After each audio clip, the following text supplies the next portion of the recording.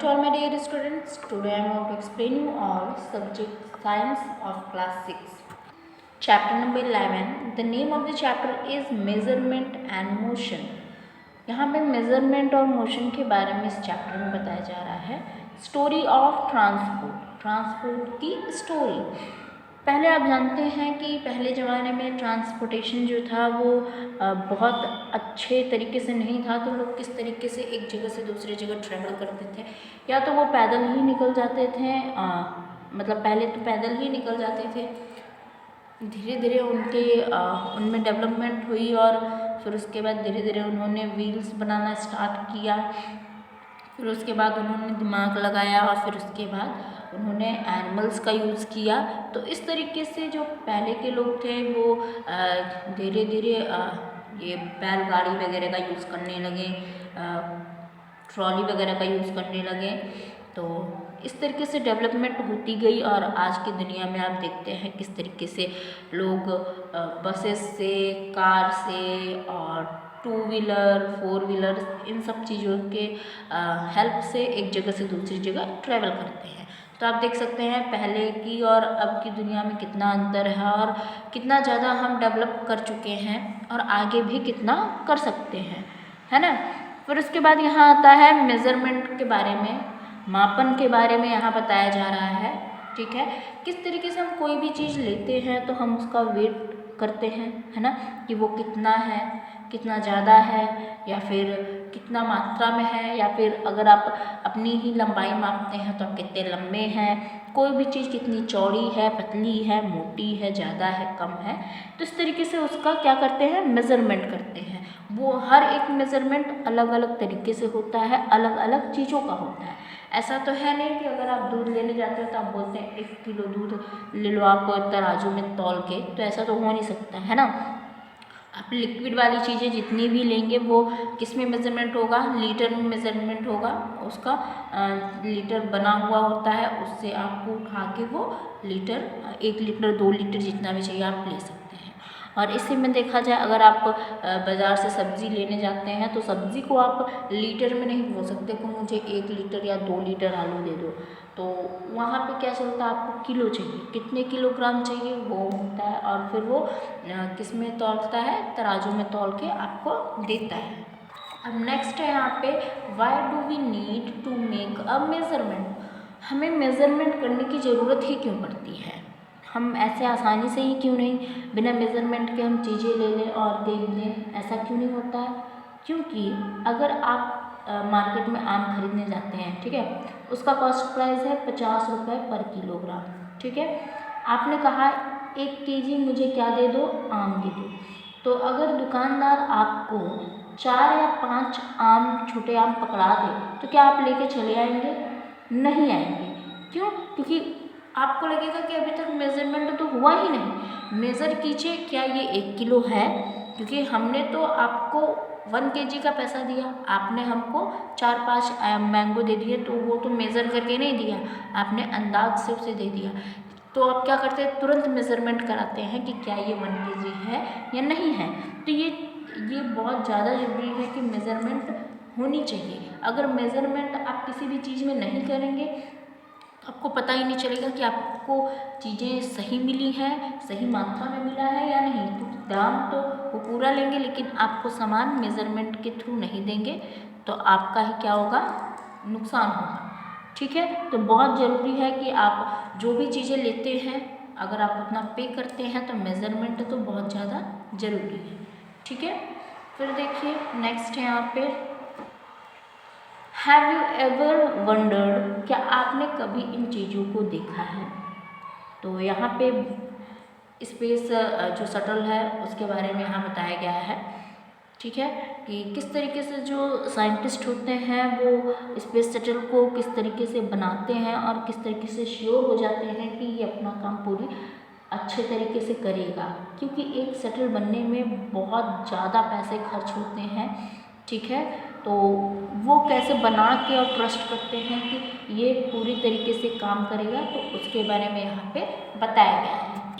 तो यहाँ पे किसी के हाथ का मतलब किसी का हाथ लगे या फिर ना लगे ये मैटर नहीं करता है कि हाथ लगने से ये चले या फिर कुछ और हो।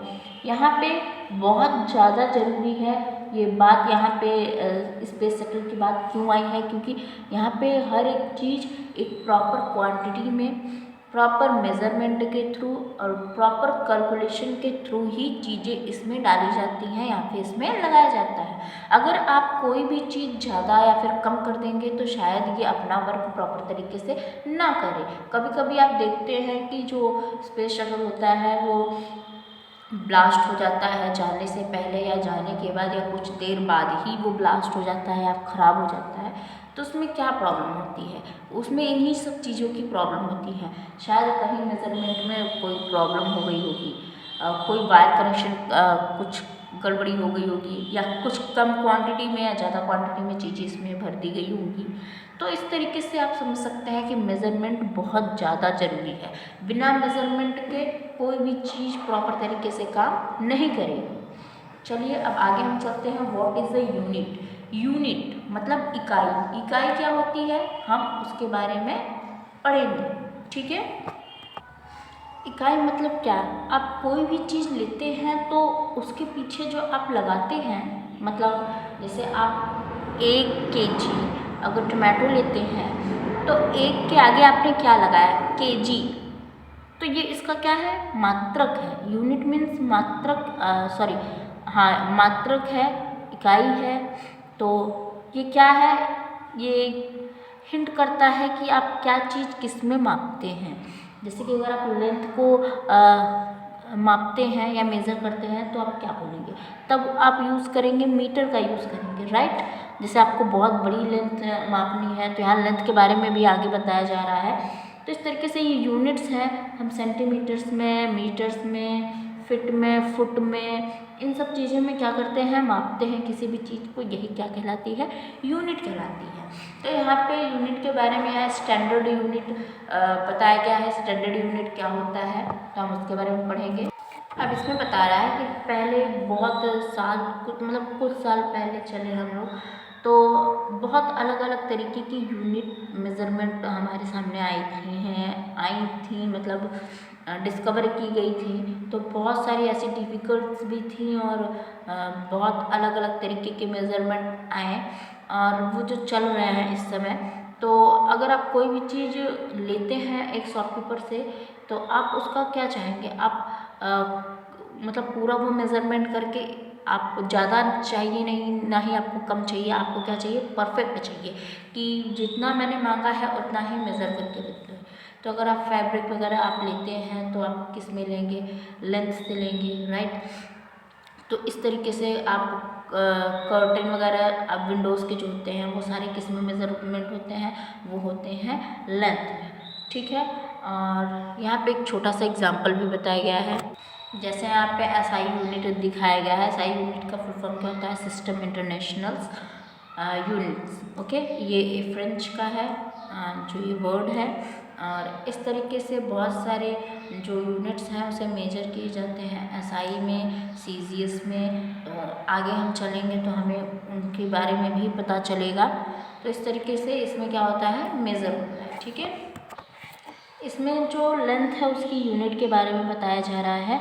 तो इन यूनिट्स को आप पढ़िए और इससे एक नोट में कोई भी एक नोट्स बनाइए, कोई क्या, आप साइंस के नोट्स में इन सब चीज़ों को आपको लिखना है कि कौन सा किस तरीके से कौन सा यूनिट किससे बड़ा है या किससे छोटा है। ये ऑर्डर्स में लिखा हुआ है, आपको ये ऑर्डर्स लिखना चाहिए और इसको आप लर्न कीजिए या फिर हमेशा इसको याद रखिए, ठीक है। तो यही सारी चीज़ें हैं इसमें। अब देखिए यहाँ पे किस तरीके से बताया गया है कि 1 किलो में 1 किलोमीटर इक्वल टू क्या है, 1000 मीटर है। 1 डेसीमीटर इक्वल टू 10 हाफ या 1/10 मीटर, जो कि सब मल्टीपल्स है, ठीक है। तो इस तरीके से ये चीज़ें दी गई हैं, ये भी इम्पॉर्टेंट है, आपको लिखना चाहिए और इसको क्या करना चाहिए, लर्न करना चाहिए, ठीक है। फिर यहाँ पे देखिए मास के बारे में बताया गया है। मास मीन्स क्या होता है, मास मीन्स होता है द्रव्यमान, ठीक है। तो यहाँ पे यहाँ टेबल बनाया गया है, क्या रिलेशनशिप है। तो यहाँ पे मास जो कि वेट होता है, ठीक है, उसकी यूनिट क्या होती है, मिलीग्राम, ग्राम, किलोग्राम, और ये क्या है, ये है मेट्रिक टन। ओके, फिर सिंबल इसका होता है mg, g, kg, t, और इसका रिलेशनशिप कैसे होता है, 1000 mg इक्वल टू 1g, और इसमें होता है 1 kg equal to 1000 gram, 1 t equal to 1000 kg। Okay, फिर यहाँ पे देखिए नीचे टाइम के बारे में बताया गया है। टाइम भी एक पार्ट है मेज़रमेंट का, सही बात है। आप कोई भी काम करते हैं तो उसमें आप टाइम को ध्यान में रखते हैं, तो अगर आप टाइम से काम नहीं करेंगे तो वो आपका मेज़रमेंट तो प्रॉपर तरीके से नहीं होगा। आप स्कूल जाते हैं तो भी आप मेज़र करते हैं कि मुझे इतने बजे स्कूल जाना है ना। तो टाइम भी बहुत बड़ा पार्ट है किसका, मेज़रमेंट का। ठीक है, फिर देखिए टाइम में ही आता है मिली सेकेंड। तो जो मिली सेकेंड होता है वो क्या होता है, इसके बारे में यहाँ बताया गया है। मिली सेकेंड जिसे कि MS से रिप्रेजेंट किया जाता है, ये 1000 मतलब 1/1000 ऑफ सेकेंड होता है। ठीक है, फिर देखिए यहाँ पे नेक्स्ट है सेकेंड के, ये सारे टाइम के ही पार्ट है। ठीक है, सेकेंड होता है, मिनट होता है, हावर होता है, डे भी टाइम का पार्ट है, वीक, मंथ, क्वार्टर, ईयर, और ये है डेकेड, सेंचुरी, मिलेनियम, ये सारे क्या है, मिलेनियम मीन्स होता है 1000 ईयर। ठीक है, जो कि 1000 साल, मतलब क्या बोलते हैं उसे, मिलेनियम कहते हैं। ये सारे किसके पार्ट है, ये सारे ही टाइम के पार्ट है। ओके, यहाँ पे एक एक्टिविटी दी गई है, आप उसको पढ़िए और उसको कीजिए, बहुत ज़्यादा हार्ड नहीं है, सिंपल है। ठीक है, फिगर से भी रिलेटेड है तो आप इसको ज़रूर कीजिएगा। ठीक है, नेक्स्ट चलते हैं हम। अब नेक्स्ट है यहाँ पे measuring the length of a curved line. अगर एक टेढ़ी मेढ़ी लाइन है और आपको उसको मेज़र करना है तो आप किस तरीके से उसे करेंगे, तो आप उसे एक थ्रेड के थ्रू मेज़र कर सकते हैं। जैसे कि देखिए इस फिगर में है, आप थ्रेड को इस तरीके से लगा के उसका मेज़रमेंट आसानी से कर सकते हैं।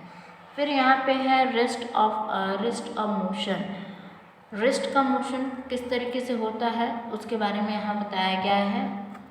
यहाँ बता रहा है जब कोई भी चीज़, कोई भी बॉडी अपना पोजीशन टाइम के अकॉर्डिंग या टाइम के साथ नहीं बदलता है तो वो क्या कहलाता है, वो रेस्ट मोशन कहलाता है। ठीक है, ये क्या करते हैं, ये टाइम के अकॉर्डिंग अपने बॉडी को नहीं चेंज करते हैं, और अगर इनका चेंजेस आता है तो वो जो चेंजेस होता है वो क्या कहलाता है, मोशन कहलाता है।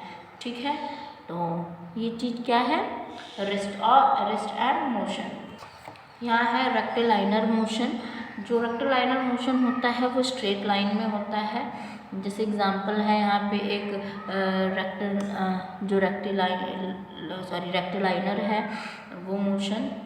तो जैसे कि आप रेस वगैरह देखिए या कोई ट्रैक पे कोई भी चीज़ें जाती हैं तो वो स्ट्रेट मोशन में जाती हैं या स्ट्रेट वे में जाती हैं, तो ये क्या है, रेक्टिलाइनर मोशन।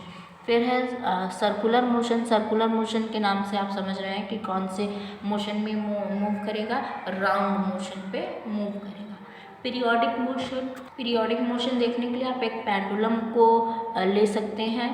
एग्जाम्पल के तौर पे पेंडुलम को देखेंगे, झूले की तरह वो मोशन करता है तो उसे क्या बोलते हैं, पीरियोडिक मोशन। ठीक है, ऑक्सीलेशन मोशन। जो ऑक्सीलेशन मोशन होता है इसमें आप एक झूले को एग्जाम्पल में ले सकते हैं। ये उसी तरीके से होता है लेकिन ये पीरियोडिक मोशन नहीं होता है। ठीक है, ये अलग तरीके का मोशन होता है। देखिए जैसे इस फिगर में यहाँ पे दिखाया गया है, ये क्या है, ऑक्सीलेशन मोशन है। इसमें आप झूले को एग्जाम्पल में ले सकते हैं। ठीक है, ये एक एक्टिविटी भी दी गई है, आप इसको देख के चेक कर सकते हैं। Okay, so that's all for today. You will get all the question answers, exercises and many more things as your homework. So that's all for today. Thank you so much.